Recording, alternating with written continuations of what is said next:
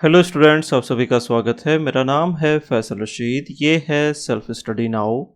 आज की इस वीडियो में हम लोग the complete English grammar book से एक्सरसाइज नंबर 27 को सॉल्व करेंगे। चलिए वीडियो को शुरू करते हैं और सॉल्व करते हैं एक्सरसाइज नंबर 27 को। स्टूडेंट्स, इस एक्सरसाइज में क्वेश्चन दिया गया है, right the correct form of pronoun in the following. यानी कि दिए गए सेंटेंसेस में जो ब्लैंक स्पेस है उसमें हमें दिए गए ऑप्शंस में से किसी एक को फिल करना है। और ये वो ऑप्शन है जिसमें प्रोनाउन के दो टाइप्स दिए गए हैं। ये पर्सनल प्रोनाउन के दो टाइप्स हैं, एक नॉमिनेटिव केस है और एक एक्यूजेटिव केस है। सेंटेंस को पढ़ करके सेंटेंस के हिसाब से हमें नॉमिनेटिव केस या फिर एक्यूजेटिव केस में से किसी एक को दिए गए ब्लैंक स्पेस में फिल करना है। एक्सरसाइज को सॉल्व करने से पहले मैं आपको नॉमिनेटिव केस और एक्यूजेटिव केस में क्या डिफरेंस है ये बता देना चाहता हूँ। नॉमिनेटिव केस का यूज हम तब करते हैं जब सेंटेंस में दिया गया प्रोनाउन सब्जेक्ट का काम कर रहा हो, इसीलिए नॉमिनेटिव केस को हम सब्जेक्टिव केस भी कहते हैं। और जब हम दिए गए सेंटेंस में प्रोनाउन को ऑब्जेक्ट की तरीके से ट्रीट करते हैं तो हम यूज करते हैं एक्यूजेटिव केस का। इसीलिए एक्यूजेटिव केस को ऑब्जेक्टिव केस भी कहा जाता है। I, you, we, he, she, it और दे, ये सारे के सारे पर्सनल प्रोनाउन होते हैं। इन पर्सनल प्रोनाउंस को हम नॉमिनेटिव केस, पोजेसिव केस और एक्यूजेटिव केस में डिवाइड करते हैं। नॉमिनेटिव केस का काम होता है सब्जेक्ट का। इसके बाद आता है पोजेसिव केस। पोजेसिव केस का यूज हम तब करते हैं जब हमें सेंटेंस में किसी दूसरी चीज के ऊपर मालिकाना हक दिखाना होता है। और इसके बाद आता है एक्यूजेटिव केस। एक्यूजेटिव केस का यूज तब किया जाता है जब हम सेंटेंस में प्रोनाउन को ऑब्जेक्ट की तरीके से प्रेजेंट करना चाहें। आई का सब्जेक्टिव केस या फिर नॉमिनेटिव केस होता है आई, और जब बात करेंगे आई की एक्यूजेटिव केस की तो हमें मिलेगा मी। तो इस सेंटेंस को देखिए, यहां पर लिखा हुआ है ही एंड, फिर इसके बाद एक ब्लैंक स्पेस है, इसके बाद लिखा हुआ है वेंट टू द मूवीज। अब स्टूडेंट्स, इस सेंटेंस को आप जब पढ़ेंगे तो आपको ही के साथ एक प्रोनाउन जोड़ना है और वो प्रोनाउन है आई या फिर मी। हम कैसे पता लगाएंगे कि हमें आई को लिखना है या मी को लिखना है? तो देखिए, इस सेंटेंस में सब्जेक्ट कौन है? सब्जेक्ट ये वाला हिस्सा है, ही एंड फिर ब्लैंक स्पेस जिसमें हमें आई या मी में से किसी एक को भरना है। तो हम यहाँ पर समझ सकते हैं कि हमें जिसे भी फिल करना है वो क्या होगा, वो नॉमिनेटिव केस में होगा। आई और मी में से नॉमिनेटिव केस में क्या है? आई नॉमिनेटिव केस में है, तो हम किसे फिल करेंगे?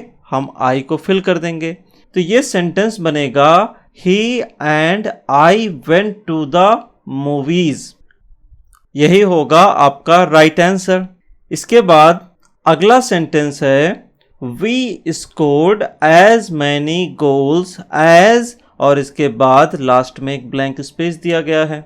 इस सेंटेंस का सब्जेक्ट क्या है? इस सेंटेंस का सब्जेक्ट है वी। इस सेंटेंस में हम वी को कंपेयर कर रहे हैं किसी दूसरे ऑब्जेक्ट के साथ, यानी सब्जेक्ट को हम ऑब्जेक्ट के साथ कंपेयर कर रहे हैं। तो दे और देम में ऑब्जेक्टिव केस या फिर एक्यूजेटिव केस में कौन है? देखिए, दे होगा आपका नॉमिनेटिव केस में और ऑब्जेक्टिव केस में होगा देम। तो हम यहां पर देम का यूज करेंगे। ये सेंटेंस हो जाएगा we scored as many goals as them. यही होगा आपका राइट आंसर। इसके बाद हम चलते हैं सेंटेंस नंबर 3 पर। यहां पर लिखा हुआ है रामा एंड, फिर एक ब्लैंक स्पेस है, इसके बाद लिखा हुआ है वेयर प्रेजेंट। ऑप्शन में हमें आई और मी दिया गया है। तो देखिए, इस सेंटेंस में रामा जो इस सेंटेंस का सब्जेक्ट है उसके साथ हमें एक प्रोनाउन यूज करना है। तो ये प्रोनाउन आपका नॉमिनेटिव केस में होगा और आई और मी में नॉमिनेटिव केस में होता है आई। तो हम किसे फिल करेंगे? आई को फिल करेंगे। ये सेंटेंस हो जाएगा Rama and I were present. इसके बाद आप देखिए सेंटेंस नंबर 4 को। इस सेंटेंस में आप देख सकते हैं लिखा हुआ है the book belongs to her and फिर एक ब्लैंक स्पेस है और इस ब्लैंक स्पेस में हमें आई एंड मी में से किसी एक को फिल करना है। सब्जेक्ट क्या है इस सेंटेंस का? The book. अब ये जो द बुक है ये किसी ऑब्जेक्ट के साथ बिलोंग करती है, तो हमें आई और मी में से उसे चूज करना है जो अपने एक्यूजेटिव केस में हो। जैसा कि हम जानते हैं आई जो है ये नॉमिनेटिव केस में होता है, मी जो है ये एक्यूजेटिव केस में होता है। तो हम यहाँ पर हर के साथ मी का यूज करेंगे। ये सेंटेंस हो जाएगा the book belongs to her and me. इसके बाद हम चलते हैं नेक्स्ट क्वेश्चन पे। यहाँ पे लिखा हुआ है can you sing as well as और इसके बाद ब्लैंक स्पेस है। इसमें हमें दे और देम में से किसी एक को फिल करना है। तो देखिए यहाँ पर इस सेंटेंस का जो सब्जेक्ट है वो यू है और हम इसको कंपेयर करना चाहते हैं किसी ऑब्जेक्ट के साथ, यानी कि जो भी प्रोनाउन यहाँ पर यूज होगा वो अपने एक्यूजेटिव केस में होगा। तो दे और देम में से देम एक्यूजेटिव केस में है क्योंकि दे होता है नॉमिनेटिव केस में। हम किसे फिल करेंगे? यहाँ पर हम देम को फिल करेंगे। तो ये सेंटेंस क्या हो जाएगा? Can you sing as well as them. चलिए स्टूडेंट्स अब चलते हैं सेंटेंस नंबर 6 पर। यहाँ पर लिखा हुआ है लेट यू एंड और इसके बाद एक ब्लैंक स्पेस है, फिर लिखा हुआ है try what we can do. हमें आई और मी में से किसी एक को इस ब्लैंक स्पेस में फिल करना है। स्टूडेंट्स यहाँ पर देखिए कि ये सेंटेंस शुरू हो रहा है लेट से। जब कोई सेंटेंस लेट से शुरू होता है तो उसमें जिसके बारे में बात की जा रही होती है, जैसे कि यहाँ पर यू के बारे में बात की जा रही है, तो ये यू अपने एक्यूजेटिव केस में होगा क्योंकि लेट इसे ऑब्जेक्ट की तरीके से ट्रीट करता है। तो यहाँ पर अगर यू एक्यूजेटिव केस में है तो इसके साथ जो दूसरा प्रोनाउन आएगा वो भी एक्यूजेटिव केस में होगा। आई और मी में से मी एक्यूजेटिव केस में है तो हम यू के साथ मी को फिल कर देंगे। ये सेंटेंस हो जाएगा let you and me try what we can do. फिर है सेंटेंस नंबर 7। इस सेंटेंस में लिखा हुआ है दे आस्क्ड माई सिस्टर एंड फिर एक ब्लैंक स्पेस है और इसके बाद टू ज्वाइन द टीम। हमें फिल क्या करना है? आई और मी में से किसी एक को फिल करना है। अब देखिए स्टूडेंट, यहां पर दे सब्जेक्ट है, ऑब्जेक्ट कौन है? माई सिस्टर, और माई सिस्टर के साथ आने वाला दूसरा प्रोनाउन भी ऑब्जेक्ट होगा। तो ऑब्जेक्ट के लिए हम एक्यूजेटिव केस का यूज करते हैं और एक्यूजेटिव केस में कौन है? मी है। तो हम किसे फिल करेंगे? मी को फिल करेंगे। तो ये सेंटेंस क्या हो जाएगा? They asked my sister and me to join the team.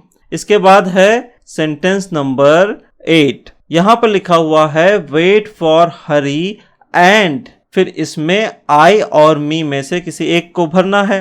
ध्यान देने वाली बात यहां पर यह है कि हम किसी और से कह रहे हैं कि हरी और मेरा इंतजार करो। हम यहां पर हरी और खुद को एक ऑब्जेक्ट की तरीके से प्रेजेंट कर रहे हैं। तो यहां पर एक्यूजेटिव केस का प्रोनाउन यूज होगा जो कि है मी। तो ये सेंटेंस क्या हो जाएगा? Wait for Hari and me. इसके बाद है सेंटेंस नंबर 9। यहां पर लिखा हुआ है you know that as well as I और मी में से किसी एक को फिल करना है। तो देखिए स्टूडेंट्स, इस सेंटेंस में यू सब्जेक्ट है और इसके बाद हम ये कहना चाहते हैं कि जो यू जानता है वही ऑब्जेक्ट यानी कि एक्यूजेटिव केस वाला प्रोनाउन भी जानता है। आई और मी में से हम मी को यूज करेंगे। तो ये सेंटेंस क्या हो जाएगा? You know that as well as me, क्योंकि हम खुद को ऑब्जेक्ट बना करके ये कहना चाहते हैं कि सब्जेक्ट भी वही जानता है जो ऑब्जेक्ट जानता है। चलिए स्टूडेंट्स, अब चलते हैं नेक्स्ट पेज पर। यहां पर लिखा हुआ है इट वॉज और इसके बाद एक ब्लैंक स्पेस है, फिर लिखा हुआ है that gave you the alarm. Students, जब आप इस सेंटेंस को पढ़ेंगे तो आप कंफ्यूज हो सकते हैं कि इसमें आई को फिल किया जाए या मी को फिल किया जाए, क्योंकि यहां पर हम आई को भी फिल कर सकते हैं और मी को भी फिल कर सकते हैं।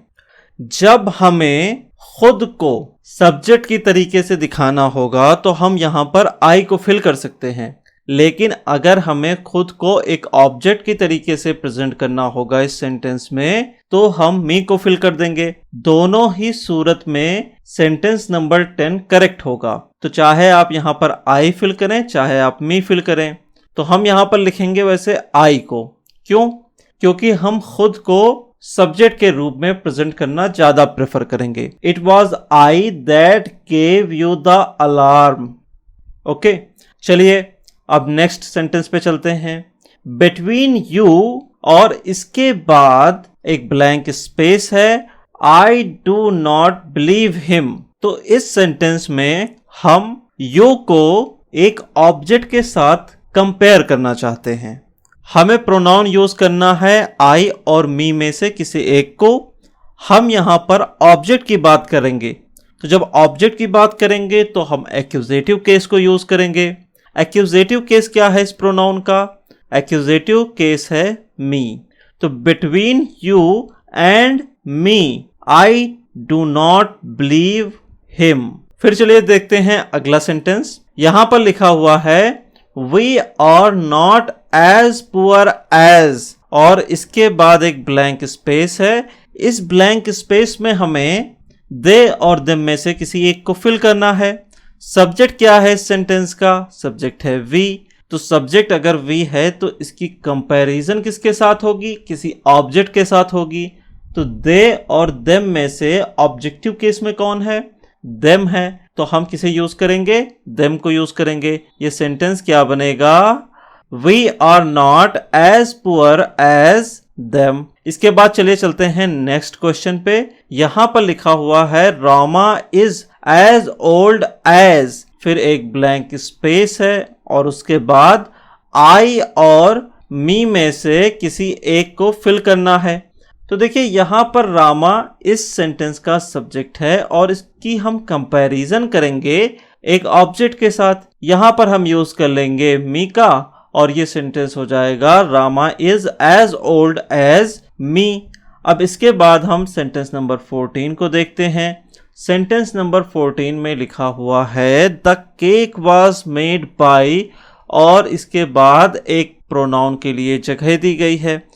इसमें हमें वी और अस में से किसी एक को फिल करना है। सब्जेक्ट क्या है इस सेंटेंस का? द केक है। तो इसके साथ हम किसे यूज करेंगे? एक ऑब्जेक्टिव केस का यूज करेंगे या फिर एक्यूजेटिव केस का यूज करेंगे। एक्यूजेटिव केस क्या है? वी और अस में से अस है। तो ये सेंटेंस क्या बनेगा?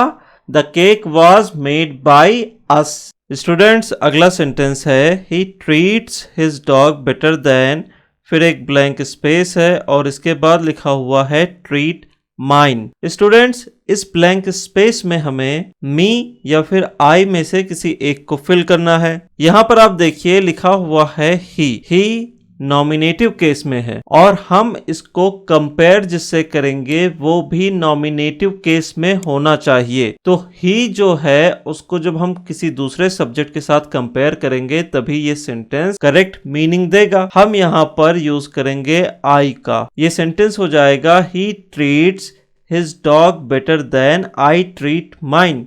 फिर अगला सेंटेंस है he is known to my brother and, फिर एक ब्लैंक स्पेस है। इसमें हमें आई और मी में से किसी एक को फिल करना है। तो यहां पर माई ब्रदर एक ऑब्जेक्ट है इस सेंटेंस का और इसके साथ एक दूसरा प्रोनाउन भी आया हुआ है, तो वो भी इस सेंटेंस का ऑब्जेक्ट होगा, यानी कि ऑब्जेक्टिव केस में होगा। यहां पर हम क्या करेंगे? हम लिखेंगे मी को, क्योंकि मी एक्यूजेटिव केस यानी कि ऑब्जेक्टिव केस में पाया जाता है। फिर अगला सेंटेंस है he is as good as और इसके बाद एक ब्लैंक स्पेस है। इस ब्लैंक स्पेस में हमें आई और मी में से किसी एक को फिल करना है। हम यहाँ पर एक ऑब्जेक्टिव केस के प्रोनाउन का यूज करेंगे। ऑब्जेक्टिव केस का प्रोनाउन क्या होगा? ऑब्जेक्टिव केस का प्रोनाउन होगा मी। ये सेंटेंस क्या बनेगा? He is as good as me. इसके बाद हम अगले सेंटेंस पे चलते हैं। यहां पर लिखा हुआ है नो बॉडी बट और इसके बाद एक ब्लैंक स्पेस है। इस ब्लैंक स्पेस में हमें ही और हिम में से किसी एक को फिल करना है। यहां पर हम जिस प्रोनाउन का यूज करेंगे वो नॉमिनेटिव केस में होगा, क्योंकि हम इस सेंटेंस में उसे सब्जेक्ट बनाना चाहते हैं। ही वॉज प्रेजेंट, ठीक है। तो हम यहां पर ही और हिम में से ही का यूज करेंगे, जिससे ये सेंटेंस बनेगा nobody but he was present, क्योंकि ही यहां पर सब्जेक्ट का काम करेगा। चलिए स्टूडेंट्स, अब चलते हैं नेक्स्ट पेज पर। स्टूडेंट्स, यहां पर हमारे सामने सेंटेंस नंबर 19 लिखा हुआ है। इस सेंटेंस में लिखा हुआ है ही एंड और इसके बाद एक ब्लैंक स्पेस दिया गया है। फिर लिखा हुआ है वेयर ग्रेट फ्रेंड्स। प्रोनाउन के लिए हमारे सामने आई और मी को दिया गया है। हमें आई और मी इन दोनों में से किसी एक सुइटेबल प्रोनाउन को इस सेंटेंस में फिल करना है। अब देखिए स्टूडेंट्स, ये वाला जो हिस्सा है यहाँ पर ही एंड ब्लैंक स्पेस, तो ये दोनों मिलकर के इस पूरे सेंटेंस का सब्जेक्ट बनाते हैं। हमने यहाँ पर ही का यूज किया है, तो ही के साथ जो प्रोनाउन आएगा वो नॉमिनेटिव केस में होगा, सब्जेक्टिव केस में होगा। आई सब्जेक्टिव केस है तो हम आई को फिल कर देंगे। सेंटेंस क्या बनेगा? He and I were great friends. Students, अगला सेंटेंस है whom can I trust if not. इसके बाद आपके सामने एक ब्लैंक स्पेस है। यहां पर आपको ही और हिम में से किसी एक को फिल करना है। तो देखिए स्टूडेंट्स, यहां पर सब्जेक्ट है आई और ये कह रहा है कि वो किस पर भरोसा कर सकता है अगर वो ऑब्जेक्ट पर भरोसा नहीं कर सकता। तो ऑब्जेक्ट के लिए हम यहाँ पर एक्यूजेटिव केस का यूज करेंगे। एक्यूजेटिव केस क्या है? एक्यूजेटिव केस है हिम, तो हम यहाँ पर हिम को फिल कर देंगे। ये सेंटेंस क्या बनेगा? Home can I trust if not him. इसके बाद हम चलते हैं नेक्स्ट क्वेश्चन पे। यहाँ पर लिखा हुआ है लेट और इसके बाद एक ब्लैंक स्पेस है। फिर लिखा हुआ है आंसर दिस क्वेश्चन। हमें ही और हिम में से किसी एक को फिल करना है। स्टूडेंट्स देखिए, यहाँ पर हम किसी और से कह रहे हैं कि जो ऑब्जेक्ट है इस सेंटेंस का उसे इस सवाल का जवाब करने दो। तो यहाँ पर ऑब्जेक्ट की बात हो रही है, तो ऑब्जेक्ट के लिए हम यूज करते हैं एक्यूजेटिव केस का। हम यहाँ पर फिल कर देंगे हिम को। सेंटेंस क्या बनेगा? Let him answer this question. अब चलिए चलते हैं नेक्स्ट क्वेश्चन पे। यहाँ पर लिखा हुआ है There isn't much difference between you and और इसके बाद एक ब्लैंक स्पेस है। यहां पर you क्या है? you ऑब्जेक्ट है इस सेंटेंस का। अगर ये ऑब्जेक्ट है तो इसके साथ जो दूसरा प्रोनाउन आएगा वो भी इस सेंटेंस का ऑब्जेक्ट होगा। तो उसके लिए हम एक्यूजेटिव केस का यूज करेंगे। एक्यूजेटिव केस है हिम। तो सेंटेंस क्या हो जाएगा? There isn't much difference between you and him। अगला सेंटेंस है none so blind as और इसके बाद एक ब्लैंक स्पेस दिया गया है।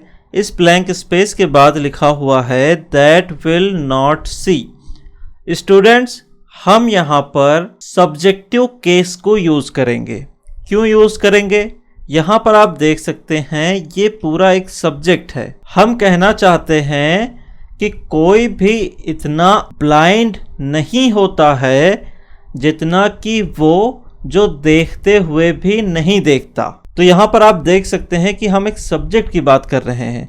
जब हम सब्जेक्ट की बात करेंगे तो हम सब्जेक्टिव केस या फिर नॉमिनेटिव केस को यूज करेंगे। इस सेंटेंस के लिए नॉमिनेटिव केस है दे। तो ये सेंटेंस क्या बनेगा? None so blind as they that will not see. चलिए नेक्स्ट क्वेश्चन पे चलते हैं। यहाँ पर लिखा हुआ है it isn't for such as और इसके बाद एक ब्लैंक स्पेस है, फिर लिखा हुआ है टू डिक्टेट टू अस। हमें दे और देम में से किसी एक को फिल करना है।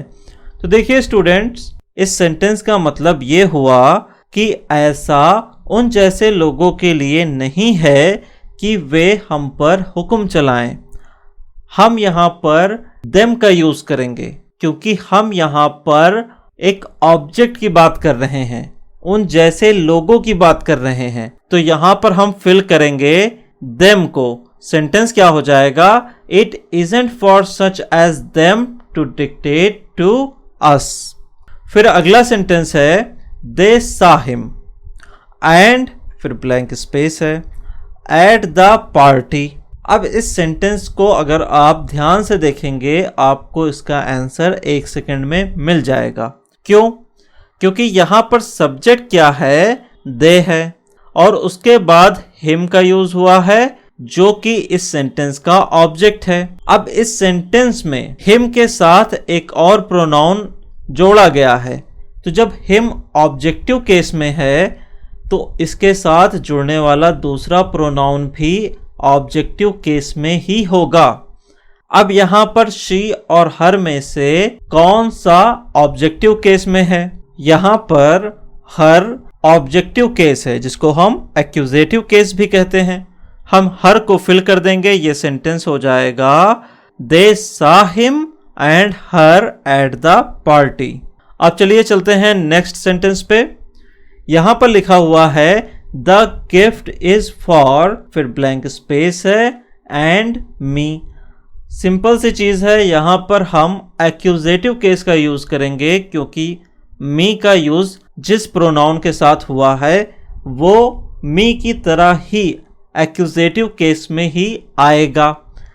हिज और हिम में हिम क्या है? एक्यूजेटिव केस है, तो हम एक्यूजेटिव केस को फिल कर देंगे। ये सेंटेंस क्या हो जाएगा? The gift is for him and me. अब चलिए चलते हैं लास्ट सेंटेंस पे। यहां पर सबसे पहले एक ब्लैंक स्पेस दिया गया है और इसके बाद लिखा गया है knows the answer better than I do. इस सेंटेंस में आपको एक वर्ब दिख रही है और ये वर्ब अपने सिंगुलर फॉर्म में है। अगर ये वर्ब सिंगुलर फॉर्म में है तो इसके साथ आने वाला जो सब्जेक्ट है वो भी अपने सिंगुलर फॉर्म में होगा। सिंपल सा है। लेकिन हम किसकी बात कर रहे हैं? सब्जेक्ट की बात कर रहे हैं, ना कि ऑब्जेक्ट की। तो सब्जेक्ट यहां पर क्या बनेगा? शी बनेगा क्योंकि सी सब्जेक्टिव है। आंसर क्या होगा हमारा? She knows the answer better than I do. तो यहीं पर आपकी एक्सरसाइज नंबर 27 कंप्लीट हो जाती है। मिलेंगे अगली वीडियो में। हैप्पी रहिए, खुश रहिए, मुस्कुराते रहिए। Have a lovely day. Signing off.